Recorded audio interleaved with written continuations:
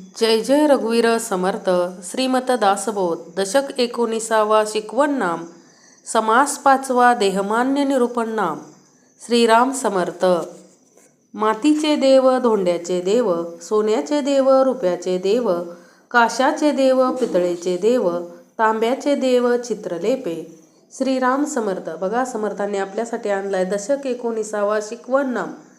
अखंड स्वारी आपल्याला काय करते हो? शिकवते. काय शिकवते हो? जे जे आपल्या हिताचं आहे, आपल्याला सन्मार्गाकडे जे घेऊन जाणार आहे, सत्कर्माकडे जे घेऊन जाणार आहे, सद्गतीकडे जे घेऊन जाणार आहे, अखंड स्वारी आपल्याला शिकवत आलेली आणि अजूनपर्यंत शिकवत राहणार आहे. स्वारी म्हटले तुम्ही कंटाळचाल, परंतु मी कंटाळणार नाही. माझं कार्यच आहे. मला तो सर्वांना कुठं घेऊन जायचं आहे हो? सद्गतीला घेऊन जायचं आहे. म्हणून अखंड स्वारी काय करते हो? शिकवण्याचं कार्य करते. अखंड स्वारीनं पहिलीच ओवी आपल्यासाठी दिली बघा. श्रीराम समर्थ. मातीचे देव, धोंड्याचे देव, सोन्याचे देव, रुपयाचे देव, काशाचे देव, पितळेचे देव, तांब्याचे देव, चित्रलेपे. बघा, आपण देव पूजेसाठी जे देव वापरतो ते कशा कशाचे असतात हो? मातीचे, धोंड्याचे, सोन्याचे, रुपयाचे, काशाचे, पितळेचे, तांब्याचे. काही चित्र असतात. मग पुढं स्वारी म्हणते रुईच्या लाकडाचे देव, पोवळ्यांचे देव, बाण तांदळे नर्मदे देव, शालिग्राम काश्मीरी देव, सूर्यकांत सोमकांत. म्हणजे देवाचे सुद्धा आपण अखंड प्रकार केलेत. कशाचे देव आहेत हो? रुईच्या लाकडाच्या देव आहेत, पोवळ्यांचे देव आहे, बाण तांदळे नर्मदे देव आहे, शालिग्रामचा देव असतोय, ताम्रनानी हेमनानी कोणी पूजती देवार्चनी, चक्रांकित चक्रतीर्थावनी घेऊन येती. समर्थ काय म्हटले? ताम्रनानी हेमनानी म्हणजे कुणी तांबडी नाणी पूजतात, कुणी हेमनानी पूजतात, कुणी काहीही. म्हणजे ज्या ज्या तीर्थाला जातो आपण त्या त्या तीर्थावरून सगळे देव गोळा करून आणतो आणि त्याची पूजा काय करत बसतो. समर्थ म्हटले की आपल्याला अखंड देव कोणता आहे हे कळलंच नाही हो. एकदा स्वारी एका व्यक्तीच्या घरी गेली आणि तो माणूस काय करत होता? देवपूजा करत होता. अरे त्याच्याकडं 200 फोटो होते. किती? 200 फोटो. अख्ख्या घरभर सगळे काय होते हो? फोटो होते देवाचे. आणि त्याला 2 तास लागायचे पूजा करायला. स्वारी गेली, खूप महत्त्वाचं काम होतं. स्वारी म्हटली अरे माझं काम आहे रे तुझ्याकडे.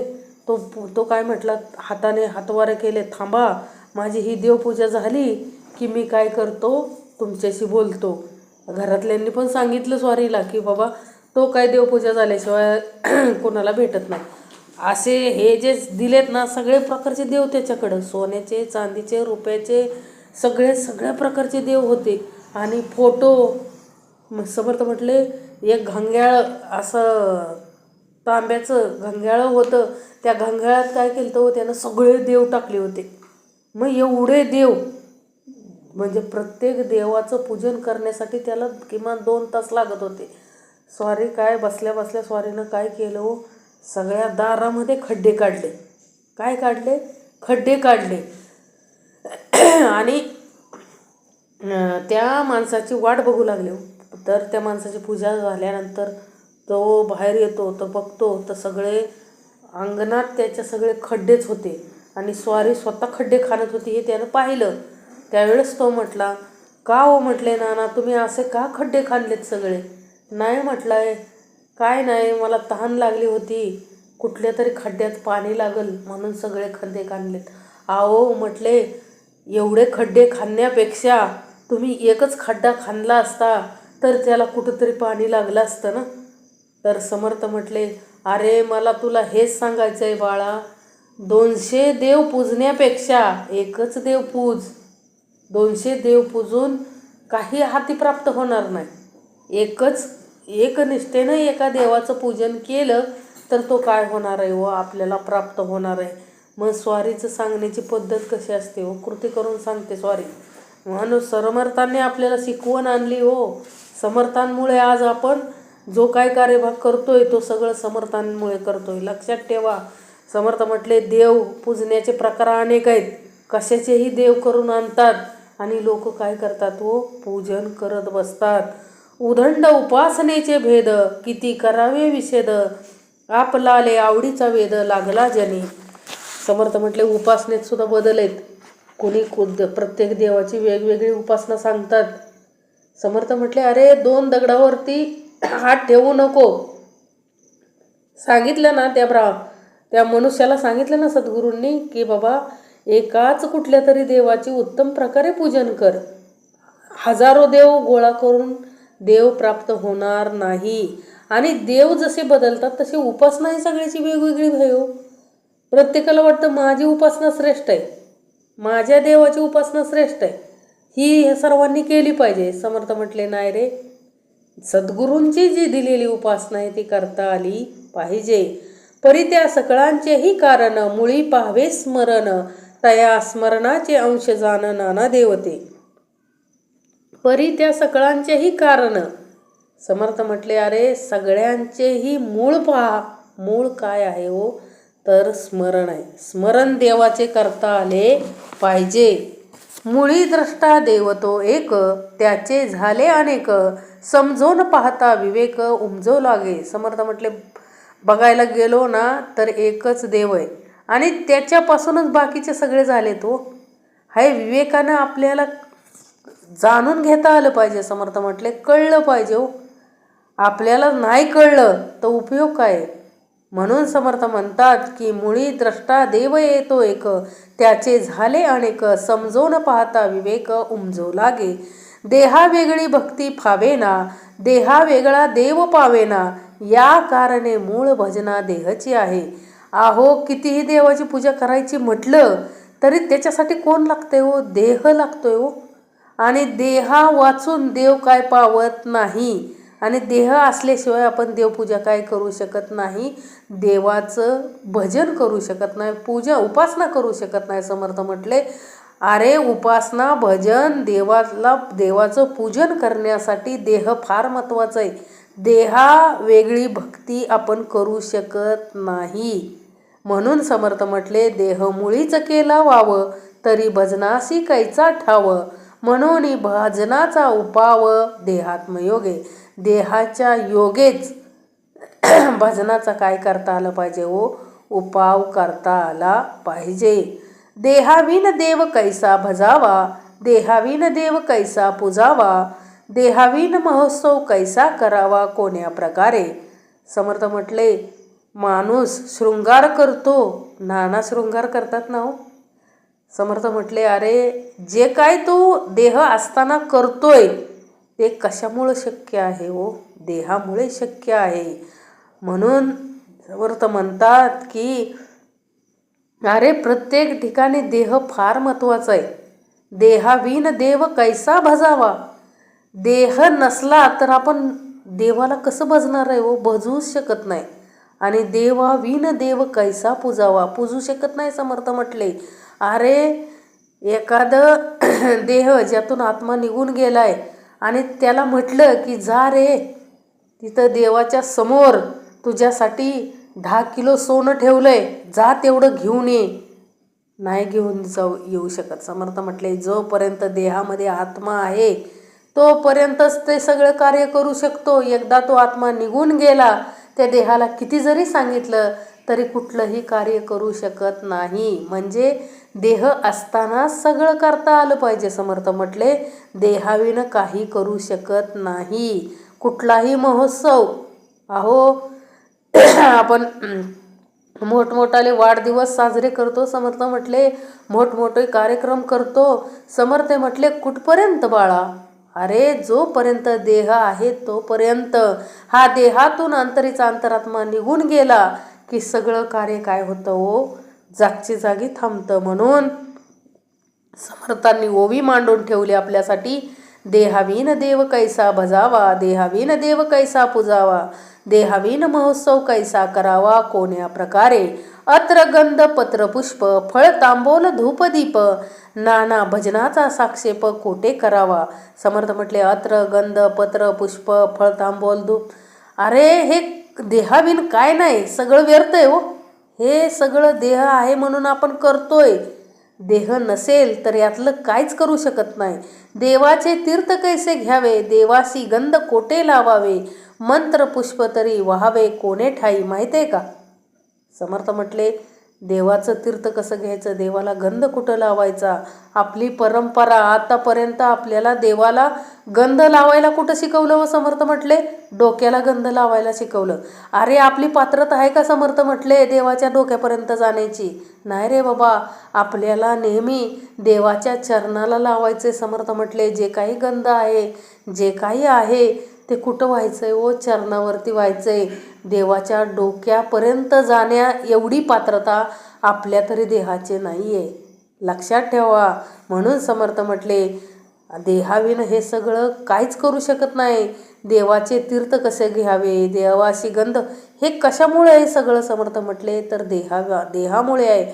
म्हणून देहाविन आडते अवघे साकडेची पडते, देहाकरिता घडते भजन काही. समर्थ म्हटले जे काय आहे बघा, गंध पुष्प सगळं व्हायचं, काय करायचं हे कोण करत असतं? समर्थ म्हटले देह करतो. देहाविना या सर्व गोष्टी व्यर्थ आहेत समर्थ म्हटले.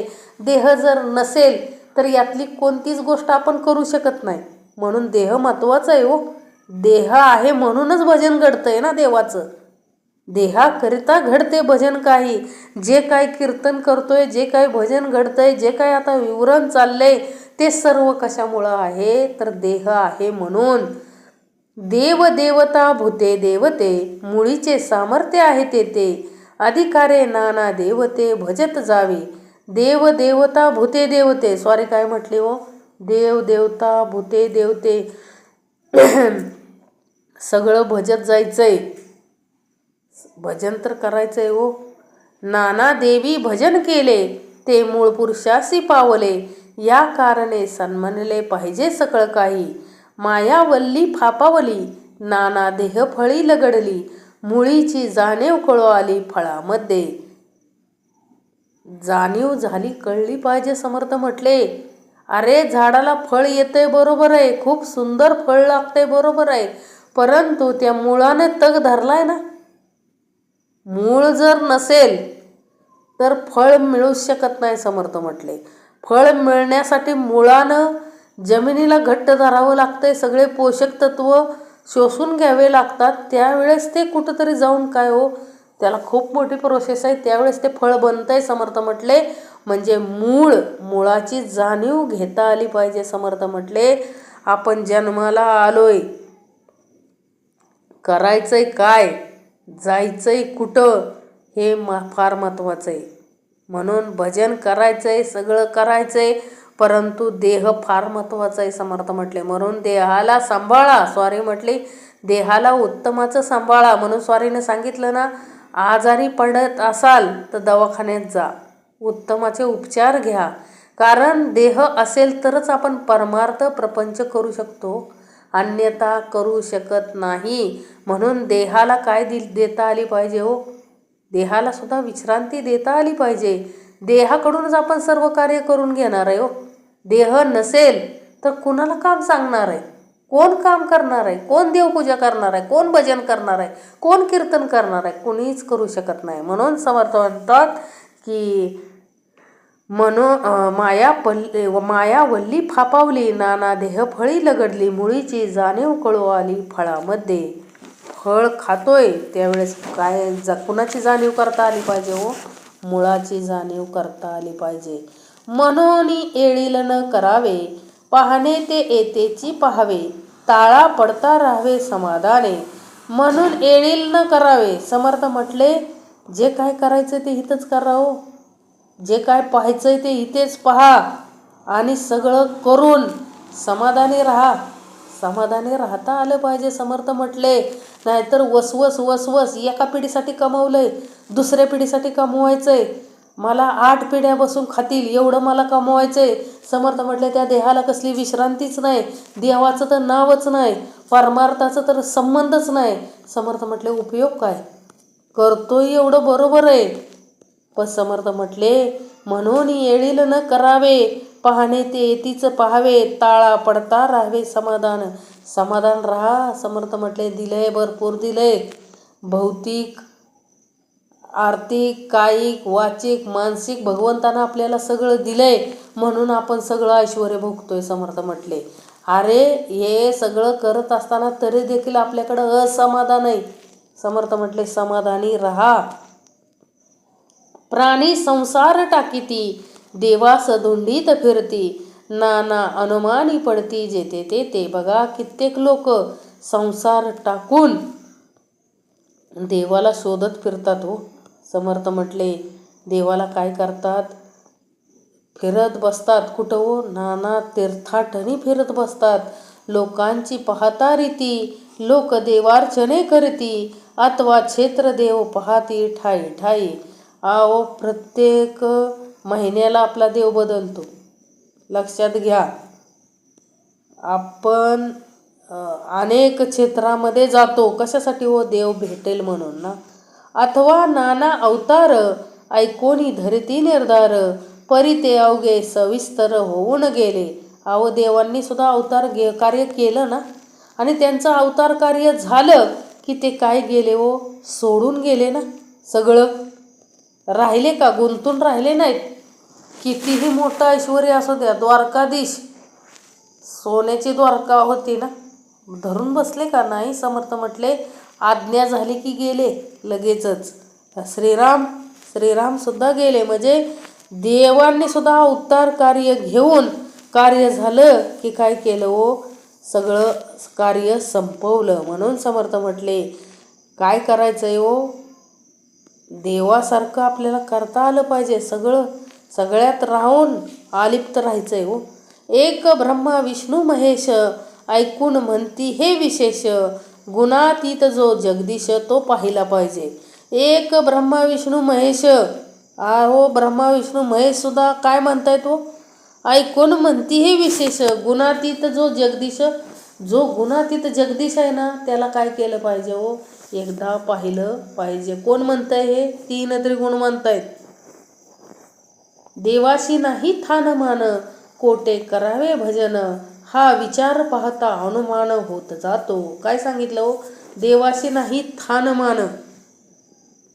देवाचा काही थान पट्टा आहे का हो कुठं, आणि माणसाला विचार काय पडतो, कुठं करावं भजन, आणि हा विचार पाहता अनुमान होत जातो. समर्थ म्हटले विचार करता आला पाहिजे, केल्यानंतर कळतं हळूहळू. विवेकानं परमेश्वर कळतो, सहज कळत नाही. नसता देवाचे दर्शन, कैसे न होईजे पावन, धन्य धन्य ते साधू जन सकळ जाणती. नसता देवाचे दर्शन. समर्थ म्हटले की देवाचं दर्शन नसेल तर सगळ्या आयुष्याचं काय पावन कसं होणार हो, आपलं जीवनाचं सार्थक कसं होणार. म्हणून देवाचं दर्शन घडावं म्हणून साधूजन अखंड प्रयत्न करत असतात ना हो. संतांनी तेच केलं ना हो, देवालाच बोलवून घेतलं, देवातीत होऊन गेले.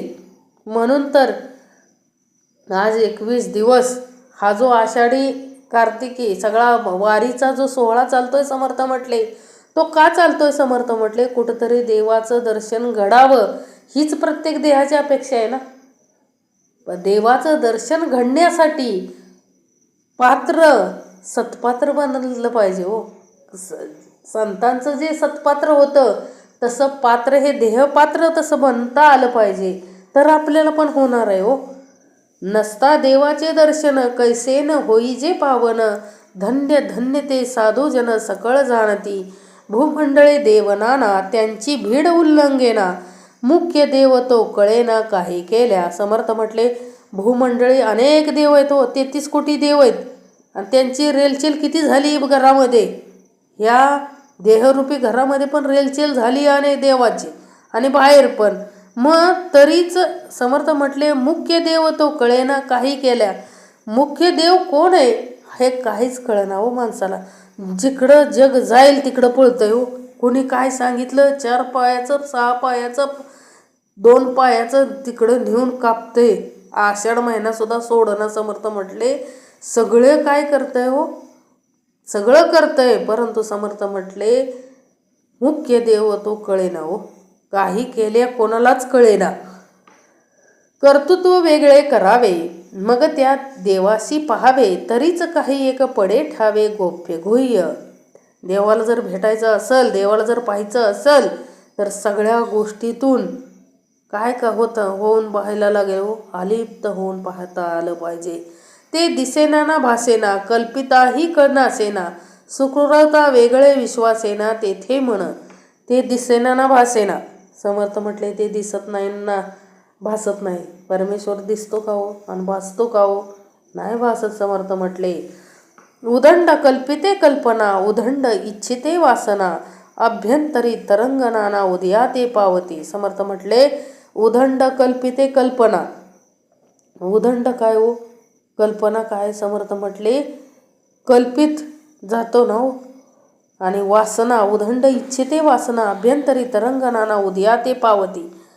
सगळे उदंड कल्पना, उदंड वासनांतरे असतात समर्थ म्हटले. आणि आपण इच्छा कशाची करत असतो? तर परमेश्वर प्राप्तीची इच्छा करत असतो. म्हणून कल्पना रहित तेची वस्तू शाश्वत, अंत नाही म्हणून अनंत बोलिजे तया. म्हणून समर्थ म्हटले आपल्याकडं काय आहे तो अनेक कल्पना आहेत. मी ह्याव करीन आणि मी त्याव करीन.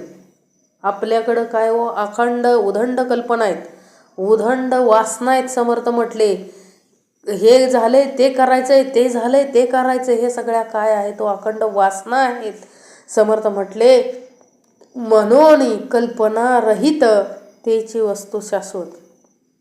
शाश्वत परब्रह्म ओळखता आलं पाहिजे हो. ज्याला अंत नाही तो अनंत, त्याला ओळखायचं आहे आपल्याला. हे ज्ञानदृष्टीने पाहावे, पाहोनी तेथेची राहावे, निज ध्यासीत तद्रूप व्हावे, संग त्यागे. समर्थ काय म्हटले हो? हे ज्ञानदृष्टीने पाहावे. सगळं हे ज्ञानदृष्टीनं पाहायचंय, पाहून तिथंच राहायचंय. आणि निज ध्यासे आपल्याला काय व्हायचंय हो? तद्रूप व्हायचंय त्या ईश्वरचरणी. संग त्यागे नाना लीला नाना लागवे, ते काय जाणे जे बापुड्या जीवे, संत संगे स्वानुभवे स्थितीवाने. नाना लीला नाना लागवे. समर्थ म्हटले ज्या काय परमेश्वराच्या लीला आहेत ते आपण कशा अनुभवू शकतो? संत संघाबरोबर राहून स्वानुभवे आपण त्या परमेश्वराच्या लीला आपण अनुभवू शकतो. लक्षात घ्या, त्या परमेश्वराला भेटणं एवढं सोपं नाही, परंतु अवघडही नाही. समर्थ म्हटले त्यासाठी आपल्याला काय करायचं आहे हो? संत संघातून आपल्याला स्वानुभव घेता आला पाहिजे. ऐशी सूक्ष्म स्थिती गती, कळता चुके अधोगती, सद्गुरूचे सद्गती तत्काळ होते. ऐशी सूक्ष्म स्थिती गती. समर्थ म्हटले असे हे काय आहे तो? सूक्ष्मातल्या सूक्ष्म गोष्टी समर्थांनी आपल्याला सांगितलेल्या आहेत. त्या सांगितलेल्या ऐकला तर काय होणार आहे हो? आपली अधोगती चुकणार आहे. आणि सद्गुरू कृपेमुळे आपल्याला सद्गती तात्काळ मिळणार आहे. अधोगती चुकून सद्गती मिळवण्यासाठी आपल्याला शरण कोणाकडे जायचं आहे हो? सद्गुरूंकडे जायचं आहे. म्हणजे सद्गुरूंशिवाय आपल्याला सद्गती मिळू शकत नाही. सद्गुरूच एकमेव आहेत की ते आपल्याला काय देऊ शकतात हो? सद्गती देऊ शकतात. सुरुवातीला सांगितलं ना, सद्गती मिळवण्यासाठी सद्गुरू शिकवण समर्थांनी आणली. अखंड शिकवण नाम समर्थांनी आपल्यासाठी आणलं आहे हो. म्हणून समर्थ म्हटले ऐशी सूक्ष्म स्थिती गती, कळता चुके अधोगती, श्री सद्गुरूचेनी सद्गती तत्काळ होते. इति श्रीदासबोधे गुरुशिष्य संवादे देहमान्य निरूपणाम समास 5वा. जय जय रघुवीर समर्थ.